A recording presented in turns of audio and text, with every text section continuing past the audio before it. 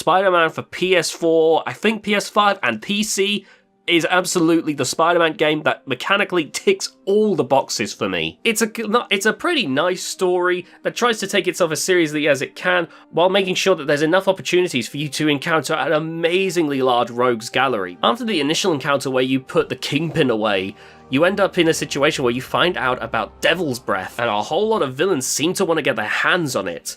You end up meeting Shocker, who ends up revealing that they're working for someone else, that turning out to be Martin Lee, aka Mr. Negative. And the part with Mr. Negative feels like a short game in its own. Like, once you beat Mr. Negative in, admittedly not an amazing boss fight, you end up feeling like, wow, this was a crazy part, we must be like halfway through the game now. And it's, yeah, probably only the first third of the story. The second third kicks in where Otto Octavius ends up beginning to lose control of himself and becomes the evil Doc Ock and causes a prison breakout to happen where you end up fighting the Sinister Six. Again, the game makes sure to make each fight feel varied. Every time you encounter the different villains, they do everything they can, and there's so much more that I could go into. There's the whole thing with Silver Sable, who gets called in to try and deal with this. The fact that Otto turning into Doc Ock means that you end up fighting Otto at the end of the game, spoiler alert. Not only that, but if you get the DLC on the PS4 version or get the remastered version which comes with the DLC, then you get to fight even more people like Hammerhead.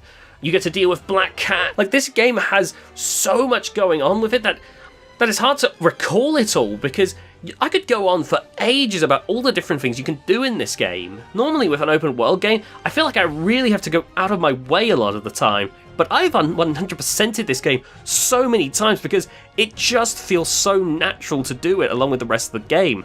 There's a fast travel system, but let me tell you, the amount of times I've used that, I could count on one hand because it just feels so good to swing around with Spider-Man. And that's the thing, the gameplay is incredible as well. I was saying about how this mechanically is probably one of the best Spider-Man games, and that's another thing. Web swinging is so good. Combat is very modern game-ish, but the dodging mechanic with the Spidey sense feels great. Once you start unlocking more gadgets and you start upgrading yourself, you end up feeling like a major powerhouse. Suddenly you're taking out swarms of bad guys with ease like that.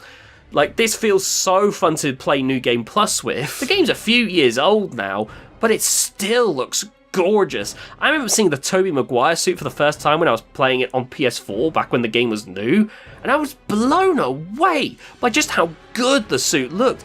It looked like how I remember it looking in the movies, and I just couldn't believe that we were at the point now where I could genuinely think that with graphics. To me, this might be the greatest Spider-Man game to ever be made.